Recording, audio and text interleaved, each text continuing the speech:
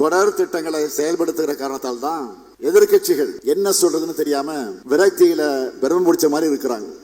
கடந்த ஆண்டு இந்த மாவட்டத்தில் நடைபெற்ற அரசு விழாவில் நான் பேசும்போது சின்னியம்பாலத்தில் பிறந்து நாட்டு விடுதலைக்காக பாடுபட்டதோட தமிழ்நாட்டில் வெண்மை புரட்சிக்கு வித்திட்ட பால் வள தந்தை திரு பரமசிவம் ஐயா அவர்களுடைய திருவுருவச்சில ஈரோடு பால் பண்ணையில நிறுவப்படும் அறிவிச்சேன். விவசாய குடும்பங்களோட வருவாயை உயர்த்த, பால் விநியோக முறையை நவீனப்படுத்த அர்ப்பணிப்போடு செயல்பட்டவர் அவர். தமிழ்நாடு அரசின் ஆவின் நிறுவனம், கூட்டுறவு பால் சங்கங்கள், பால் செயலாக்க கட்டமைப்புகள் எல்லாமே அவர் விதைச்ச விதையின் விளைச்சல் தான். அத்தகைய பெரும் ஆளுமைக்கு நன்றி செலுத்த சொன்னபடியே சித்தோடு பால் பண்ணை வளாகத்தில் அவருடைய திருவுருவச் சிலையை நிறுவி இருக்கிறோம். தன்னை மேற்கு மண்டலத்துக்காரன் சொல்லிக்கக்கூடிய எதிர்கட்சி தலைவர் திரு பழனிசாமி இந்த மண்டலத்துக்கு இது போன்ற செயல்களை செஞ்சாரா அப்படின்னு நான் கேட்க விரும்புறேன். இல்ல, அவர் செஞ்சதெல்லாம் என்ன?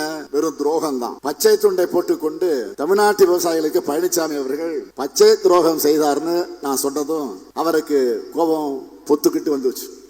சொல்றாரு, நான் ஒரு விவசாயி, இப்போவும் விவசாயம் செய்யறேன்னு சொல்றார் பழனிசாமி. அவர் ஒரு துரோகி, இப்போவும் தொடர்ந்து துரோகத்தை செஞ்சுட்டு இருக்காருன்னு தான் சொல்லிக்கலாமே தவிர அவரை விவசாயின்னு சொல்றது உண்மையான உழவர் பெருமக்களை அவமானப்படுத்துறது சமமாயிடும்.